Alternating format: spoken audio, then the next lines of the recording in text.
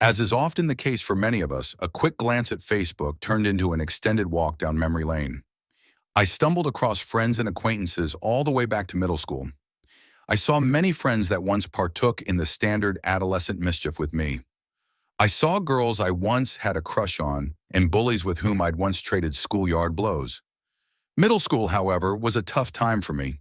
It fell smack between elementary, where my drawing skills had made me a source of popularity, in high school, in which my football status and party life did the same, but not in middle school. Picture, if you will, an insecure, obese, pubescent man-child, complete with cracking voice and poor hygiene. Yep, hard to believe as it may be, that was me. Family life was difficult at that time as well, and I was certainly in part to blame. Early on, I was bullied pretty heavily due to the aforementioned characteristics. Though grateful for my band of loyal misfits who I love to this day, it was difficult being made fun of by the in crowd, whom I both despised and envied. I thought about the angst and emptiness of the time that I'd not reflected on in many years, and in so doing, I thought about what I'd once secretly wanted to say to the popular kids that passed the lunch hour ridiculing me. Of the boys, I wondered, what's it like to be highly regarded, and what's it like to get the girl? Of the cheerleaders and popular girls, I thought, what's it like to be beautiful, and how unfair is it that you get to wake up every day like that, and I wake up every day like this? With self-esteem depleted, each day was a battle to make it back home and into the solace of solitude.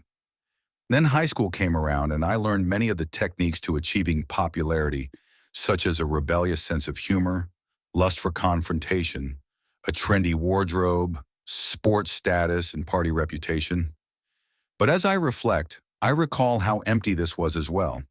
Though I was no longer bullied and ridiculed, the same questions from middle school still lingered in my mind. Even as I became widely recognized for my musical abilities and followed the world's defined path of joy, this emptiness persisted.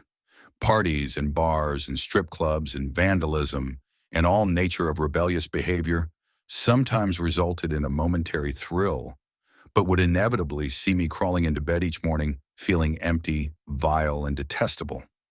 The ringing of distorted speakers and mic-based drums pounding in my head and the room spinning. But what else was there? By the world's profession, I should have been beyond content.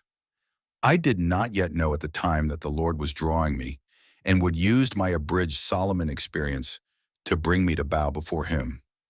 When the Lord finally got my attention, I realized that the reason I felt vile and disgusting was because I, in and of myself, truly was.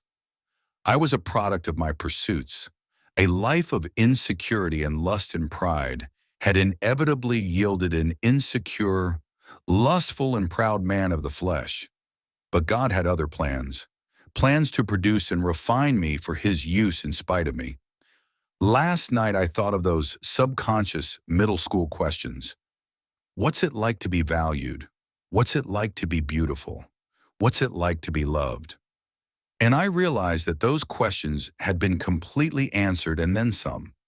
Not only that, but I could answer them myself, having received not the temporal and empty love and value of the world, but the depthless and boundless love of the very God who created me. To a love not measured in flowers or poems or compliments or gifts, but a love measured in ultimate imperfect sacrifice through Jesus Christ. If you're wrestling with such questions or experiencing discontent in spite of the world's claims to the contrary, call on the name of the Lord. Acknowledge your sin and cry out to Jesus, and your questions will turn into answers of overwhelming clarity and transformation.